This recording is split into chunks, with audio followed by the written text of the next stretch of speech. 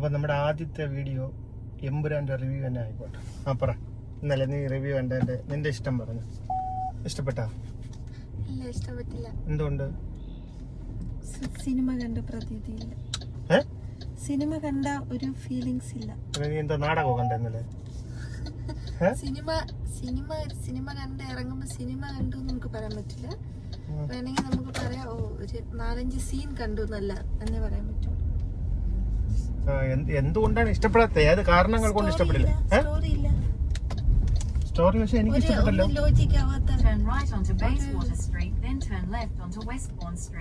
Logic ഇല്ലാത്ത ഒരിത് ഒന്നും ഒരു കണക്ഷൻ ഇല്ല. ഫസ്റ്റ് ഹാഫ് ഫുൾ ലാഗ് ആയിരുന്നു.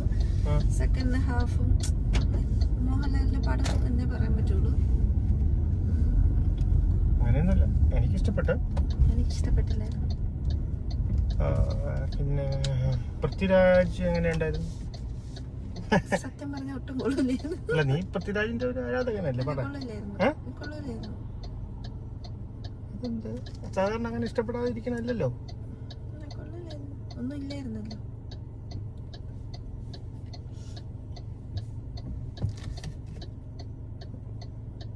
വേറെ എന്തൊക്കെ ഉണ്ടല്ലേ പറയാ? പ്രത്യേകിച്ച് നല്ലൊരു പാട്ടില്ല.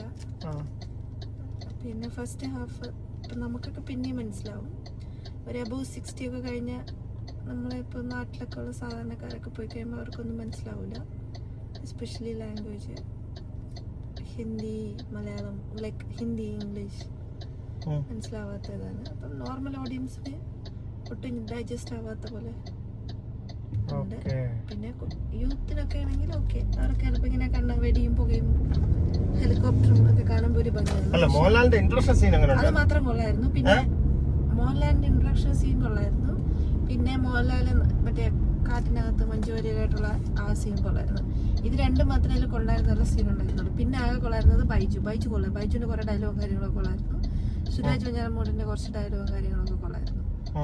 ഇത്രേ കൊള്ളായിരുന്നുള്ളൂ. പിന്നെ ടൊവിനോയുടെ കാര്യമാണ് ഏറ്റവും വലിയ ശശിയായിപ്പോയത്. ഒരു ശശിയായ വില്ലൻ എന്ന് വേണമെങ്കിൽ നമുക്ക് പറയാൻ പറ്റും. അയാളെ ഒതുക്കി കളഞ്ഞു. പാവം, കഷ്ടം തോന്നി അയാളെ കണ്ടപ്പോഴ്. സത്യം പറഞ്ഞ ഒന്നിനും കൊള്ളില്ലാത്തൊരു പടം. ലൂസിഫറായിട്ട് കമ്പയർ ചെയ്ത 1% പോലും ലൂസിഫറിനായിട്ടുള്ള ഇതില്ലാത്തൊരു പടം. എബ്രഹാം ഖുറേഷി എങ്ങനെ ഉണ്ടായിരുന്നു? ഒട്ടും കൊള്ളില്ലായിരുന്നു. അയാളെ ഖുറേഷി എന്നൊന്നും പറയാനേ പറ്റില്ല. വേറെന്തെങ്കിലും പേര് പറഞ്ഞു അങ്ങനെയല്ലേ? മൊത്തത്തില് ഒരു മലയാളത്തിൽ നിന്നുള്ള ഒരു മോഹൻലാലിനെ ഒന്നും പറയാൻ പറ്റില്ലല്ലോ. കാരണം ഡയറക്ടർ പറയണ പോലെ മോഹൻലാലിനെ അഭിനയിക്കാൻ പറ്റുള്ളൂ. മോഹൻലാലിന് അധികം അങ്ങനെ വലിയ ഇമ്പോർട്ടൻസ് ഒന്നുമില്ല. ഈ സിനിമ പൊതുവെ പൃഥ്വിരാജിന്റെ സ്റ്റോറിയിലൂടെയാണ് പോണത്. അപ്പം മോഹൻലാൽ ഇത്രയും ഹൈപ്പാക്കി ഇന്റർവ്യൂലൊന്നും പറയാൻ ആവശ്യമില്ലായിരുന്നല്ലോ, പറഞ്ഞാൽ മതിയായിരുന്നല്ലോ. ഇത് സെയ്ദ് മസൂദിന്റെ കഥയാണ്, അങ്ങനെ പോണമെന്ന്. എങ്കിൽ ആൾക്കാർ ഇത്രയും പ്രതീക്ഷയില്ല. നമ്മൾ മോഹൻലാലിന്റെ സിനിമ കാണാൻ വേണ്ടി പോയിട്ട് മോഹൻലാലൊന്നുമില്ല, ചുമ്മാ ഒരു പടം പോലെ ഇങ്ങനെ സൈഡില് ഇങ്ങനെ വന്നു പോകുന്നു മാത്രം. ശശി ശരിക്കും ടൊവിനോയാണ്, മോഹൻലാലല്ല. അങ്ങനെയല്ല, മൊത്തത്തില് നമ്മുടെ മലയാളത്തിൽ നിന്ന് അങ്ങനെ ഒരു അറ്റംപ്റ്റ് ഉണ്ടായില്ലേ, ഒരു വലിയ ഒരു ഫ്രെയിമിൽ ഒരു സിനിമ. അങ്ങനെ പറയണായിരുന്നു, ഇന്റർവ്യൂസ് ഒക്കെ അങ്ങനെ പറയണായിരുന്നു. ഓക്കെ, നമ്മൾ ഒരു അറ്റംപ്റ്റ് ആണെന്ന് പറയുന്നത്. പക്ഷെ അങ്ങനെ ഇത്രയും വലിയ ഹൈപ്പ് കൊടുക്കുമ്പോൾ നമ്മൾ ഇത്രയും ലൂസിഫർ കണ്ട ആ ഒരു എക്സ്പെക്ടേഷനിൽ പോകുമ്പോൾ ഓക്കെ, അപ്പൊ നമ്മൾ അതേപോലെ മാസ് ഡയലോഗ്, അതേപോലെ അടി ഒക്കെ പ്രതീക്ഷിച്ചില്ലേ പോണം. പക്ഷെ അങ്ങനെ ഒന്നും ഇല്ലായിരുന്നല്ലോ. പിന്നെ പലതും കണക്റ്റഡ് അല്ല, ഒന്നും ഒരു ഇന്റഗ്രേറ്റ് ആവാത്ത പോലെ കണക്റ്റഡ് അല്ല. പറയണതും ഒന്നും ആർക്കും ഇവരെന്താണ് ഉദ്ദേശിക്കണേന്ന് മറ്റുള്ളവർക്ക് കൺവേ ആയി വരാൻ നല്ല ലൈക്ക് കണക്റ്റഡ് ആവാത്ത. മറ്റേ ഇന്ദ്രജിത്തോട്ട് കമ്മ്യൂണിക്കേറ്റ് ചെയ്യണത്, ഇന്ദ്രജിത്തിനൊന്നും വലിയ റോളൊന്നുമില്ല, ഒന്നുമില്ല. ഇന്ദ്രജിത്ത് പിന്നെ നൈല ഉഷയും മറ്റേ നൈല ഉഷയുടെ ഹസ്ബൻഡായിട്ട് വന്നിരിക്കുന്ന ഡയലോഗ് പോലും ഇല്ല. നൈല ഉഷയ്ക്ക് ആകെ ഉള്ളത് വാവുന്നൊരു ഡയലോഗ് ഒന്നുമില്ല. ചുമ്മാ കുറെ ആൾക്കാർ ഇങ്ങനെ ചുമ്മാ മാറ്റി മാറ്റി കാണിച്ചതെന്ന് സിനിമ ആവുന്നില്ലല്ലോ. എന്തെങ്കിലുമൊക്കെ അവര് പറയണ്ടേ, പ്രതികരിക്കണ്ടേ, ഒന്നുമില്ല. പിന്നെ രണ്ടാമത്തെ കാര്യം, പിന്നെ അടുത്ത കാര്യം എന്ന് പറഞ്ഞാൽ ഇത്രയും വലിയ എബ്രഹാം ഖുറേഷി നാട്ടിൽ വന്നിട്ട് മറ്റേ ബജറംഗി ഭായ്ജാനെ അയാളിൽ ബാക്കി എല്ലാരും കൊല്ലം അയാളെ തോക്കണ്ട്, ഇവനെ മാത്രം ചറ പറ എടുത്തിട്ട് പട്ടി അടിക്കണം. അയാളാണെങ്കിൽ നിന്ന് കൊള്ളുന്നു. പാവം, എത്ര കിട്ടിയാലും മേടിച്ചോളാന്ന് പറഞ്ഞ് നിന്ന് കൊള്ളുന്നു. ബാക്കി ഇത്രയും വലിയൊരു മനുഷ്യൻ നാട്ടില് വന്ന് ഇയാളെ ചറപ്പറ അടിക്കേണ്ട കാര്യം എന്താണ്? ഒരു തോക്കെടുത്ത് ഒറ്റ അടി വെച്ചാ പോരാ, അയാൾ മരിക്കില്ലേ? അങ്ങനെ അണ്ണൻ തോക്കെടുക്കാൻ മറന്നു, എന്ത് ചെയ്യാൻ പറ്റും. ഒരു കണക്റ്റിന് ഒരു എനിക്ക് ആ സിനിമ ആദ്യമേ നമ്മള് ഒന്നാമത് ഇന്നലെ വണ്ടി സർവീസ് അടക്കം മാറ്റി വെച്ചിട്ടാണ് ഇന്നലെ സിനിമ കാണാൻ പോയത്. ആണല്ലോ, പക്ഷെ അത് പറഞ്ഞിട്ട് കാര്യമില്ലല്ലോ. അത് തന്നെ എന്തുകൊണ്ട് അത് മോഹൻലാലിന്റെ ഒരു മാസ് പടം കാണാൻ വേണ്ടിയുള്ളത്. ഒരു മാസം ഉണ്ടായിരുന്നില്ലല്ലോ മോഹൻലാലിന്, എന്ത് മാസം ഉണ്ടായിരുന്നു? മോഹൻലാലിനെ ചുമ്മാ ഇങ്ങനെ കൂളിംഗ് ഗ്ലാസും വെച്ച് മീശയും വെച്ച് അങ്ങനെ കൊണ്ടുവന്ന് ഇരുത്തി ക്രിസ്മസ് അപ്പൂപ്പനെ പോലെ, കറുത്ത ക്രിസ്മസ് അപ്പൂപ്പനെ പോലെ കൊണ്ടുവന്ന് ഇരുത്തിയാൽ മതിയാ, പറ്റില്ലല്ലോ. അയാൾക്ക് എന്തെങ്കിലും ഡയലോഗ് കൊടുത്ത്. ഞാൻ സിനിമ മൊത്തത്തിൽ ഫ്രെയിമുകള്, നല്ല എല്ലാ ലൊക്കേഷൻസ്, ഒരുപാട് കാശ് ചെലവാക്കിയിട്ടുള്ളതൊക്കെ സത്യം തന്നെയാണ്. അതൊന്നും കുഴപ്പമില്ല. മോഹൻലാലിന്റെ ഇൻട്രൊഡക്ഷൻ ഇത്രയും ലൊക്കേഷൻസില് അവിടെ പോയി ഇവിടെ പോയി അവിടെ പോയി ഇവിടെ പോയി എന്ന് പറഞ്ഞാൽ അതിന്റെ ആവശ്യം മനസ്സിലാവുന്നില്ല. കാരണം മിക്ക ലൊക്കേഷനിൽ പോയി മിക്ക ലൊക്കേഷനും കാണിക്കുന്നത് ഡെസേർട്ട് അല്ലെങ്കിൽ മറ്റേ ഐസ് വീണ മരം, അത് കാണിക്കാൻ നമുക്ക് മണാലിയിലോ അല്ലെങ്കിൽ നമ്മളെ ഇന്ത്യക്കത്തുള്ള എവിടെയെങ്കിലും യു എയിൽ പോയാൽ പോലെ. അതല്ല, ഒരു സിനിമ സ്റ്റാർട്ട് ചെയ്യുമ്പോഴുള്ള ആ ഒരു ഫൈറ്റും പൊട്ടിത്തെറിയൊക്കെ ഉണ്ടല്ലോ, അതൊക്കെ നല്ല വലിയ പൈസ ചെലവാക്കിയിട്ടുള്ള സീനല്ലേ. ഒരു വലിയ ചർച്ചയൊക്കെ സെറ്റ് ഇത്രയും സ്ഥലത്ത് പോയി എടുത്തെന്ന് പറഞ്ഞു. പക്ഷെ കാണിക്കുന്നതെല്ലാം മറ്റേ മഞ്ഞ വീണ മരങ്ങളും പൈൻ ട്രീസും പിന്നെ മരുഭൂമി. ഇത് കാണിക്കാൻ വേണ്ടിയിട്ട് പല പല സ്ഥലങ്ങളിലെ മരുഭൂമി മറ്റുള്ളവർക്ക് മനസ്സിലാക്കുക. അതുകൊണ്ടാണ് അവർ എഴുതി കാണിച്ചുകൊണ്ടിരുന്നത്, ഇത് ഇന്ന സ്ഥലത്തെ മരുഭൂമിയാണ്, ഇത് ഇന്ന സ്ഥലത്തെ കാടാണ്. അതിന്റെ ആവശ്യമില്ലല്ലോ. എനിവേ എന്തായാലും നമ്മുടെ ഇതിലിപ്പോ എന്റെ ഒരു കറക്റ്റ് ആയിട്ടുള്ള അഭിപ്രായം പറയുകയാണെങ്കിൽ സിനിമ തുടങ്ങിയ ആദ്യത്തെ 20 മിനിറ്റ് തന്നെ ഞാൻ ആപ്പെട്ട് ഡൗൺ ആയി, മൂഡ് ഓഫ് ആയി. കാര്യം നമുക്ക് ദഹിക്കാത്ത ഒരു മലയാളത്തിലെ പണ്ട് മുതലേ ഉള്ള മാധ്യമങ്ങള് മലയാളികൾക്ക് ഉള്ളിൽ ഇങ്ങനെ ഇൻജക്ട് ചെയ്ത് തന്ന ഒരു ഫേക്ക് സ്റ്റോറി ഉണ്ടല്ലോ. ആ ഫേക്ക് സ്റ്റോറിയാണ് ഇവരും അതേപോലെ ഇതിൽ അവതരിപ്പിച്ചിരിക്കുന്നത്. അതായത് ഗുജറാത്തിൽ ഇങ്ങനെ പ്രശ്നം നടന്നു, ഗർഭിണി ഭ്രൂണം കത്തി വിലാസം ഇതൊക്കെ പറഞ്ഞിട്ട് നമുക്ക് ഇപ്പൊ നമ്മുടെ ഫ്രണ്ട്സ് ഇവിടെ ഗുജറാത്തികളുണ്ട്, അവരോടൊക്കെ നമ്മൾ ചോദിക്കുമ്പം അങ്ങനത്തെ ഒരു പ്രശ്നമില്ല. അവര് തമ്മിൽ ഹിന്ദുക്കളും മുസ്ലിങ്ങളും വളരെ സൗഹൃദപരമായാണ് ഇപ്പോഴും മുന്നോട്ട് പോകുന്നത്. പിന്നെ നമ്മളെ നാട്ടിലെ മാധ്യമങ്ങൾക്കും ഇതുപോലുള്ള സിനിമാ പ്രവർത്തകർക്കും മാത്രമേ ഉള്ളൂ ഇപ്പോഴും ഈ ഫേക്ക് നരേഷൻ കൊണ്ട് നടത്തി ഇപ്പൊ പുതിയ ജനറേഷന്റെ ഉള്ളിൽ ഇൻജക്ട് ചെയ്യാനുള്ള ഒരു.